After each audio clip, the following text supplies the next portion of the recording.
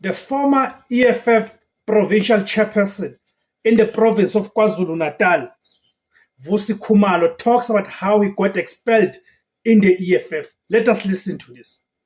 But let me tell you, you mentioned a very important point to say, abanye bakwazi ukuthumela amabhasi.